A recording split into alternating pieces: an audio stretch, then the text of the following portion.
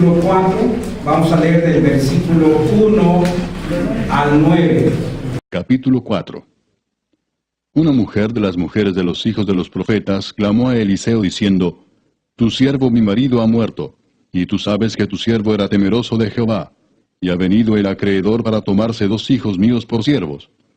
Y Eliseo le dijo, ¿Qué te haré yo? Declárame qué tienes en casa. Y ella dijo, Tu sierva ninguna cosa tiene en casa sino una vasija de aceite. Y le dijo, Ve y pide para ti vasijas prestadas de todos tus vecinos, vasijas vacías, no pocas. Entra luego y enciérrate tú y tus hijos, y echa en todas las vasijas, y cuando una esté llena, ponla aparte. Y se fue la mujer, y cerró la puerta encerrándose ella y sus hijos, y ellos le traían las vasijas, y ella echaba del aceite. Cuando las vasijas estuvieron llenas, dijo a un hijo suyo, Tráeme aún otras vasijas. Y él dijo, No hay más vasijas. Entonces cesó el aceite. Vino ella luego y lo contó al varón de Dios, el cual dijo, Ve y vende el aceite y paga a tus acreedores, y tú y tus hijos vivid de lo que quede. Vamos a inclinar nuestro rostro. Padre, te suplicamos que tú nos ayudes. Danos la oportunidad de tener concentración en ese tiempo y que esta palabra la podamos asimilar. Queremos, Señor, que entre y después, Señor, queremos que salga en acciones y actitudes nuevas. Te necesitamos, Señor. Por favor, humildemente te pedimos que actúes a través de tu palabra en Cristo Jesús. Amén. Dice un escrito de Jorge Bucay, cuando yo era chico me encantaban los circos. Lo que más me gustaban eran los animales y mi preferido era el elefante. Durante la función, la enorme bestia impresionaba a todos por su peso y su tamaño. Yo veía cómo lo hacían pasar por el medio del circo. Después me quedaba un tiempo, dice el escrito, y salía a ver al elefante, y como éste estaba detenido, con una pequeña cadena amarrada a su pata. Allí estaba la estaca, una pequeña cadena, y con eso era suficiente para sostener al elefante, al gran animal ahí puesto. Para mí se me hizo misterioso, ¿por qué el elefante no huía? Si podía arrancar la estaca simplemente moviendo la pata, saldría la estaca y él podría salir libre. Preguntaba, ¿por qué el elefante no se movía? Tenía 8 años y pensé en preguntarle a mis padres. Al final cada uno encontré diferentes respuestas. La más común era porque así estaba adiestrado. Y con eso me quedé. Con el tiempo olvidé el misterio del elefante hasta que más adelante mi hijo lo llevé al circo y preguntó lo mismo. ¿Por qué el elefante no se salía? Era la misma inquietud. Yo estaba a punto de decirle lo mismo, porque está adiestrado. Pero en eso pensé más profundamente sobre la respuesta. Cerré los ojos, me imaginé a ese elefante, siendo pequeño, elefantito, con solo unos días de nacido. Él corriendo detrás de su mamá, buscando a su mamá en todo momento. Pero en eso lo sujetaron a la estaca. Para ese entonces la estaca sería grande y para él sería un enorme obstáculo. Seguramente lo aprendieron con esa cadena en esa pequeña estaca y trató de liberarse muchas veces. Al no poder hacerlo, se acostumbró y ya no se soltó. Fue creciendo, pero ya sabía que era imposible liberarse de esa estaca y de esa cadena. Seguramente, ya grande, lo único que pensaba es que eso era imposible de mover. No se podía mover ese obstáculo para su libertad.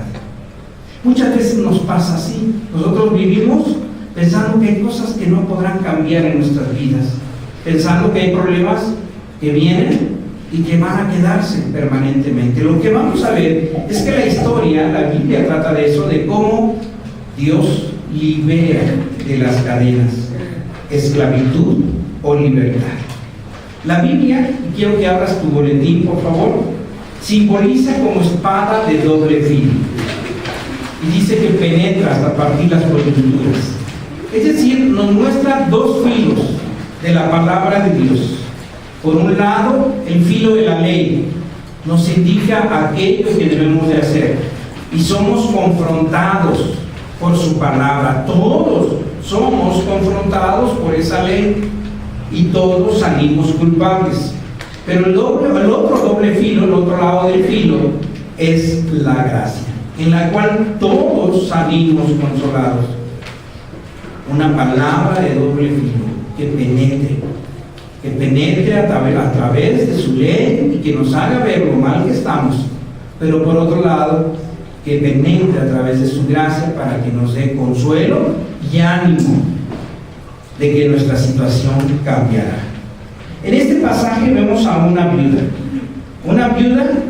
con una situación con su marido que había muerto y ya sin su marido había tomado prestado y había de tal forma su situación económica pues llegado al límite de que los acreedores esclavizarían a sus hijos. En ese tiempo así era, y creo que en muchas ocasiones así es actualmente. Ante las deudas no tan solo pagan los que la contrajeron, sino todos en la familia. En este caso la esclavitud era una forma de cobrarse por parte del acreedor. Podían ir a tu casa y ante la deuda tuya podían tomar a los hijos como esclavos. Era tan grande la deuda que tomarían a los dos hijos. Ante el apuro de su viudez, ella había acudido a los prestamistas. Esta mujer era del pueblo judío. El pueblo judío tenía leyes. ¿Qué dice la ley de Dios respecto a tomar prestado? Vamos a ver Deuteronomio 28:43. Es muy claro que el tomar prestado tiene que ver con una maldición, con no hacer caso a la palabra de Dios, vivir de tal forma que los acreedores estén sobre nosotros, es en contra de la palabra de Dios. Deuteronomio 28:43 y 44 dice: el extranjero que estará en medio de ti se elevará sobre ti muy alto y tú descenderás muy abajo. Él te prestará a ti y tú no le prestarás a él. Él será por cabeza y tú serás por cola. El estar viviendo de prestado es una señal de maldición en la palabra de Dios. Proverbios 22:7, que para ese entonces ya tendría esta mujer esta información, dice: los ricos son los amos de los pobres y los deudores son esclavos de sus acreedores. Los que deben dinero se esclavizan a los que les prestaron. Por eso Romanos 13:8, y esto ya es en el Nuevo Testamento, dice: no tengan deudas pendientes con nadie, a no hacer la de amarse unos a otros. Esa es la deuda que debemos de tener. Así es que esta mujer, a pesar de saber de la ley, había contraído deudas y con eso había vivido. Había razones para contraer deudas. Ella tenía razón para contraer deudas. ¿Qué había pasado en su vida, en su historia familiar? Había muerto su esposo. El esposo tenía un trabajo, tenía que ver con el grupo de profetas de Eliseo. Al morir, la mujer quedó desamparada. Y todos podemos ver, tenemos razones, entre comillas, para acudir a deudas. Algunas más simples, otras más complejas. Pero vamos a ver que esto, la palabra de Dios, nos dice que es parte de una maldición. Es una desobediencia a la ley de Dios. ¿Qué hacer? En este caso, los problemas ya se habían agudizado. Ya era enorme la deuda. A lo mejor tú no tienes problemas económicos de ese tipo, pero seguramente ves algún tipo de problema en algún área de la vida, de tu familia o tuya. Vamos a preguntarle a Dios cómo se resuelven los problemas. ¿Te parece bien? ¿Cómo se resuelven los problemas? Primero, lo primero que vemos aquí es que la mujer fue al profeta, clamó a Eliseo. clamó a Eliseo. Lo primero que usted tiene que hacer es reconozca que tiene un problema. Reconozca que tiene un problema. Lamentablemente muchas veces actuamos como ciegos. Vamos por la vida pensando que estamos bien, que nada nos falta, que ya cubrimos lo necesario, logramos sortear lo urgente, pero no tratamos lo importante de nuestra vida. ¿Cuál era el problema que tenía esta mujer? Las deudas. ¿Qué causó las deudas? La muerte del esposo. Había un problema causado por un origen. Había un origen, la muerte del esposo. Ahora, ¿cómo estaba? ¿En qué situación ya se hallaba? La deuda era impagable y ya había llegado el acreedor para pedirle y advertirle que se iba a llevar a sus 2 hijos. ¿Hacia dónde llegan los problemas cuando no se resuelven? Hacia mayores problemas y consecuencias para nuestra vida y para la vida de los nuestros. Cuando no queremos reconocer que tenemos un problema, actuamos como ciegos.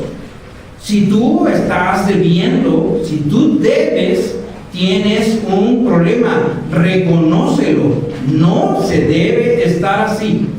Y reconocerlo es un primer paso que nos ayuda a la solución. ¿Cuándo debía de haber acudido la viuda? ¿Cuándo debió de haber acudido la viuda ante Dios? ¿Cuándo? Cuando murió el esposo. Empezó a haber líos en su economía. ¿Y qué hizo? ¿A quién acudió? A los acreedores. ¿Cuándo debió de haber acudido ante Eliseo? En cuanto murió el esposo y no tenía que comer. ¿Ante quién debió de haber acudido? Antes que los acreedores. Ante Dios. Nosotros ya tenemos en Cristo Jesús un profeta. Tenemos en Cristo Jesús la oportunidad de entrar ante el trono de la gracia de Dios. Y si observamos la historia del pueblo de Dios, siempre tiene que ver con esto. No acuden a Dios ante la necesidad. Cuando Moisés, ¿te acuerdas? Se fue al monte y estuvo 40 días. Los del pueblo se desesperaron porque no regresaba. ¿Y a quién acudieron?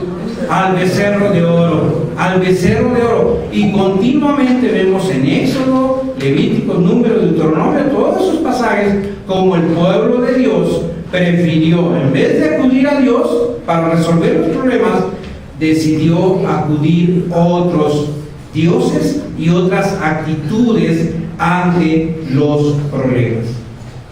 El Salmo 18, 31 al 35. ¿Quién es Dios? ¿Quién es Dios? Sino solo Jehová. ¿Quién es Dios? ¿Y quién es roca fuera de nuestro Dios? ¿Hay otra roca donde podamos acudir? Seguramente cuando pides prestado, seguramente cuando haces cosas en desobediencia a Dios, estás acudiendo a otros dioses. Lo segundo, acuda ante Dios, expóngale su problema. Acuda ante Dios, expóngale su problema. Así es que ya estaba ante la presencia del profeta. Y el profeta iba a hablar. ¿Por qué no acudimos ante Dios? Porque Dios habla y muchas veces tenemos miedo de lo que nos va a decir, o aún ya sabemos lo que nos va a decir y no queremos. Por eso Efesios 6:10 lo que dice: por lo demás, hermanos míos, esforzaos en el Señor y en el poder de su fuerza. Es hora de ponernos la armadura de Dios, ir ante Él. Tenemos un problema, la situación es mala. Ciertamente hay ataduras en nuestras vidas y se está poniendo cada vez peor. La situación no está buena, los días son malos. Tienes a tu alrededor días malos. Tus hijos y tus nietos están expuestos o tus papás y tus hermanos y tú estamos expuestos ante grandes cosas que están afectando nuestra fe, que están buscando eliminar nuestra fe. Tenemos que ir ante Dios, acudir ante Dios para tomar toda la armadura de Dios. Se van a llevar ustedes un devocional. Este devocional es escrito en el siglo XVI, no había internet, no había igualdad de género, no había tantas, entre comillas, oportunidades aparentes de pecar, pero ya desde esa época, este hombre escribió algo muy actual para todas las épocas, donde el pecado siempre ha estado a un paso de distancia. Dice este hombre: va a hacer falta valor y determinación para obedecer al capitán celestial. Él te manda, sé fuerte y muy valiente. ¿Por qué tenemos que ser fuertes y valientes? Para librar batallas contra naciones guerreras, para ganar fama y fortuna, no, sino para cuidar de hacer conforme a toda la ley que mi siervo Moisés te mandó. Y tienes ahí en el boletín: para obedecer fielmente a Dios hace falta un espíritu más valiente que para mandar un ejército. Aquel que crea que ser cristiano es un picnic, el ser cristiano es llevarla light, estar tranquilo, aquel que crea eso está equivocado. El ser cristiano implica entrar en la batalla y estar dispuesto a pelear la buena batalla por ti y por los tuyos. Porque si tú entras a la batalla, tú serás una fuente de sal y de luz conforme al propósito de Dios. Dice el otro pensamiento: el cristiano debe luchar contra el enemigo por cada centímetro de terreno en el camino. Solo aquellas almas nobles que se atreven a tomar el cielo por la fuerza son aptas para este llamamiento. Acude a Dios. La mujer se decidió a acudir a Dios cuando ya la situación era imposible. ¿Tendríamos que esperar a que las situaciones se vuelvan imposibles para acudir a Dios? No. Yo prefiero que no. De una vez metámonos a la batalla, seamos firmes en ser cristianos, no light, sino cristianos de lucha y de propósito. Somos débiles, reconoce que eres débil y que el enemigo, como león rugiente, está buscando a quien devorar. ¿No te cansas de tener tantos dardos de fuego en tu cristianismo? ¿No te cansas de ver tantas derrotas en tu vida? ¿No te cansa ver tantas derrotas en los tuyos, en los cercanos a ti? ¿No te cansa eso? Ponte en la buena brecha, en la buena batalla. Acude ante Dios. Tercero, escucha a Dios. Escucha a Dios. El profeta iba a hablar, le expuso el problema y ahora era hora de que el profeta hablara. ¿Y cómo habla? Dios habla siempre haciéndote reflexionar. ¿Qué dice ahí el profeta? Versículo 2. Eliseo le dijo: ¿qué te haré yo? Expon bien claro qué quieres que Dios haga en tu vida. ¿Qué puede hacer Dios en tu vida? ¿Qué puede hacer con ese elefante? ¿Le puede dar libertad? Claro que sí. ¿Qué puede hacer Dios en tu vida? ¿Te puede dar libertad? ¿Puede hacer pasar esa situación aguda que te está matando, que te está ensombreciendo? ¿Lo puede hacer Dios? Claro que sí. Dios lo puede hacer. Por eso acudes ante Él y es el tiempo de estar en esa solicitud. Y luego dice el profeta: declárame qué tienes en casa. Declárame qué es lo que tienes.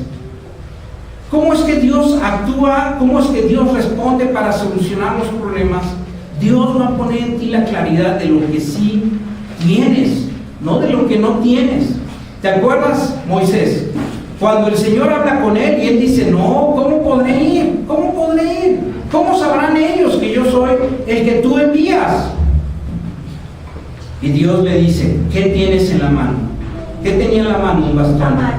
Una vara, un bastón para las ovejas, porque a eso se dedicaba. ¿Qué tienes en la mano? ¿Te acuerdas, David, cuando iba a pelear contra Goliat? Y Saúl se quita su coraza y se la pone. ¿Y qué hace David? No, yo con esto no puedo pelear. Se la quita y él dice, así como he peleado, así como he sido fiel en lo poco, si he sido fiel en lo poco, ¿qué hace Dios? Al que es fiel en lo poco, en lo mucho te pondré. Y Eliseos le dice, ¿qué tienes en casa? Le podría haber dicho una taza, una cuchara, una mesa, pero la mujer lo único que tenía, porque ya todo lo había vendido, lo único que le quedaba era una vasija. En ese momento, en ese tiempo, las vasijas se usaban porque ahí era donde se ponía el aceite. El aceite servía para prender las luces, se prendían las luces, el aceite servía como una energía para dar luz a la casa, era lo único que le quedaba. ¿Y cómo estaba esa vasija? Vacía, ya no tenía ni para la luz, ya no tenía nada. Le dice, eso es lo que tengo, esto es una vasija.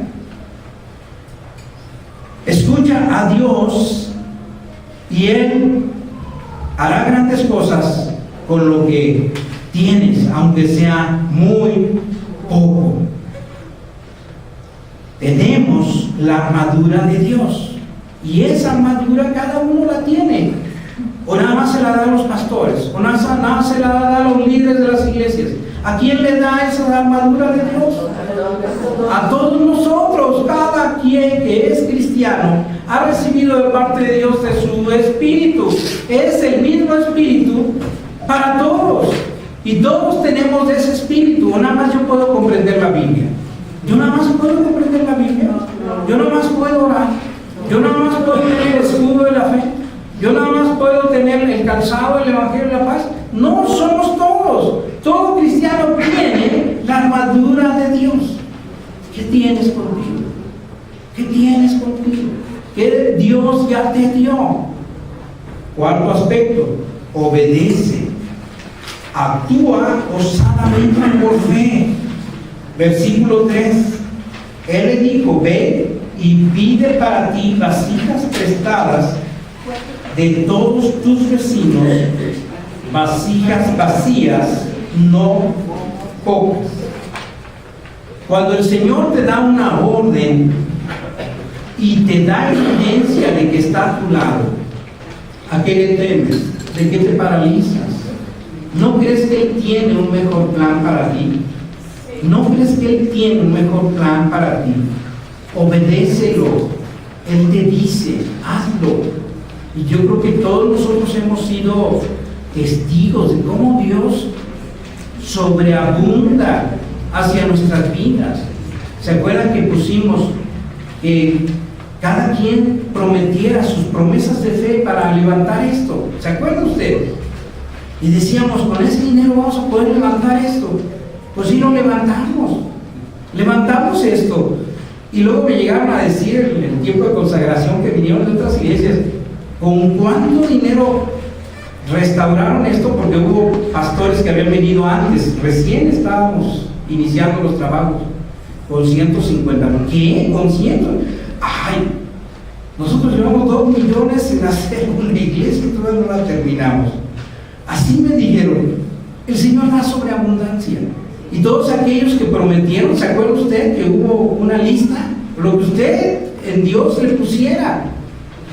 Y la experiencia que hemos tenido es que Dios sobreabunda. Cuando nosotros damos, Dios sobreabunda. Y muchos dieron y anotaron, aunque quizás no tenían en ese momento, pero como Dios sobreabunda cuando nosotros estamos dispuestos a obedecerle. Obedece, actúa osadamente por fe. Pide vasijas vacías de todos tus vecinos. Era evidente que Dios quería poner a los que estaban a su alrededor como testimonio de lo que iba a hacer el Señor. Todos los vecinos pues sabían de la condición seguro de esta viuda y de las deudas que tenía, Y ahora estaba pidiéndoles vasijas. Pues ¿qué va a hacer esta viuda con esas vasijas? Y hay a tu alrededor muchas vasijas vacías, muchas vidas vacías. A tu alrededor hay muchas vidas vacías. Y quizás también tu vasija ya esté vacía. Pero el Señor te llama que va a hacer algo grande en tu vida, de tal forma que tú vas a ser llenado, tu vasija va a ser llenada. Y eso va a permitir que brote para vida eterna en otras vasijas. ¿Lo puede hacer el Señor? Claro que sí, puede hacer de ti un hombre, una mujer, un niño de bendición para los que están alrededor. Así es que reúne, piensa, solicita y suplica por las vasijas vacías que están a tu alrededor. ¿Cuándo necesitan ese derramarse del Espíritu de Dios? En este caso, en la figura, el profeta va a pedir sobre la vida de la viuda. 5. Confía. El milagro se hace en la intimidad. Confía. 2 de Reyes 4:4. Entra luego y enciérrate tú y tus hijos y echa en todas las vasijas, y cuando una esté llena, ponla aparte. Y cuando una esté llena, ponla aparte. ¿Dónde iba a ser el milagro? En la intimidad. ¿Dónde iba a ser? En su casa encerrada, allí en la intimidad. El Señor nos dice que si nosotros oramos en lo secreto, será conocido y seremos recompensados en lo público. ¿Cómo está tu vida de oración? ¿Cómo está tu vida de clamor? Mi vida de clamor, te voy a confesar, no era lo suficientemente amplia. Y fue un truco lo que yo hice, lo voy a confesar. Hice un truco. Fui con mis hermanos, los que yo veía como que más me iban a responder, y les dije: hermanos, ¿no tienen necesidad de orar? Pues sí. Hermano, ¿por qué no tomas 1 hora? Y ya me tomaron 2 horas. Jueves de 6 a 7 y sábado de 6 a 7. Y sabes que ha sido de gran bendición, porque me faltaba tomar esas horas. Y ese fue el truco, ¿verdad? Dios me había puesto: ponte a orar, Toño. Y yo dije: ¿cómo le hago? Porque me es difícil orar las horas. Pero así, a fuerzas. Aquí estamos a las 6 de la mañana. El jueves con Oscar. Y Oscar, su mamá, viene Felicitas, viene Héctor, pasa Héctor, luego de ahí se va a su trabajo y estamos orando, ricamente orando. Me acompañan y seguramente Dios también había puesto en sus corazones la necesidad de orar. Y luego el sábado, José y Gina, y también viene Felicitas y estamos orando. Y ahora esta semana ya vimos más gente. Y vino Jacqueline también orando. El Señor te invita a que tú en la intimidad refuerces tus momentos de intimidad con Dios. Y si no lo puedes hacer solo, invita a personas que te ayuden. No necesitamos más oración. No necesitamos más oración en tu caso. No necesitas más oración para ti, para los tuyos. Confía en que Dios obrará. El milagro se hace en la intimidad. 6. Regresa continuamente a Dios y vive. La viuda podría haber actuado bajo su propia lógica. Fíjense, lo que pasó es que las vasijas se llenaron. Y dice: cuando las vasijas estuvieron llenas, ¿cuándo qué? Las vasijas estuvieron llenas, se cumplió el milagro, había resuelto su problema. Las vasijas todas estaban llenas de aceite que se irían a vender a gran precio. Tenía resuelto su problema. Dios puede resolver el asunto que te aqueja. Claro que sí, Dios lo puede hacer. Pero muchas veces cuando nosotros vemos que se resolvió el problema, ¿qué hacemos? Ya se acabó. Ok, ella hubiera podido tomar decisiones personales y evidentemente pues era para ella el aceite y darlo a vender y hacer lo suyo. Y así hacemos muchas veces. Se resuelve el problema y ya no tengo necesidad de orar. ya terminé. Pero ¿qué hizo esta viuda? Dice, vino ella luego y lo contó al varón de Dios. ¿Qué hizo solucionar el problema? Fue y estuvo buscando el consejo de Dios. Entiende, si no cambian tus hábitos de dirección a Dios, tú recurrentemente vas a caer de nuevo. Si no están bien puestos tus hábitos de armadura de Dios, tú vas a seguir en la batalla y vas a estar expuesto a que de nueva cuenta caigas. ¿Qué debe de pasar? Cuando ya hemos pasado por crisis en la vida, debemos de aprender de esas crisis y decir, ya se acabó, voy a dejar de ser tibio, voy a ponerme la armadura de Dios, voy a estar en la atención correcta hacia mi Dios y en el hábito correcto hacia Él. Te buscaré, Señor, de madrugada, te buscaré y no dejaré de buscarte hasta que esté continuamente gozándome contigo. Regresa continuamente a Dios y vive. Regreso continuamente a Dios y vivo. Repítelo conmigo. Regreso continuamente a Dios y vivo. Así es que le dijo el profeta: ven y vende el aceite y pagas a tus acreedores, y tú y tus hijos, que vivid de lo que quede. No vuelvas a endeudarte, vive de lo que quede. Dios da en sobreabundancia. No disipes la sobreabundancia que Dios te da. Cuida lo que Dios te va a dar, y eso te va a dar la oportunidad de vivir verdaderamente en Él. ¿Lo harás en este momento? ¿Lo harás en este tiempo? ¿Crecerá en ti el mayor hábito de buscar a Dios?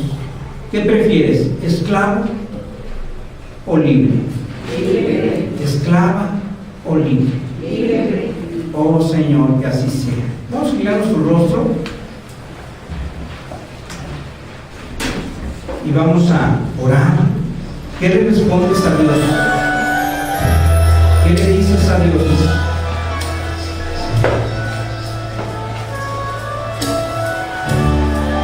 Señor, ponemos ante ti a todos aquellos que están sufriendo problemas económicos, pero también espirituales, de toda índole.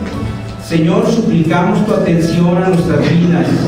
Hemos venido a ti y queremos que nos ayudes.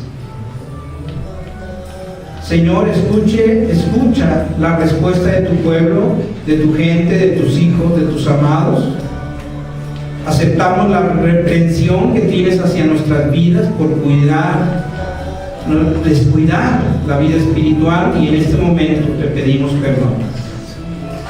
Te bendecimos y te alabamos porque tú tienes respuesta para nuestras vidas. Permite que aquel que está lleno de deudas sea libre en ti, Señor, para adecuarse a una nueva vida que tú tienes para nosotros. Te lo suplico en Cristo Jesús.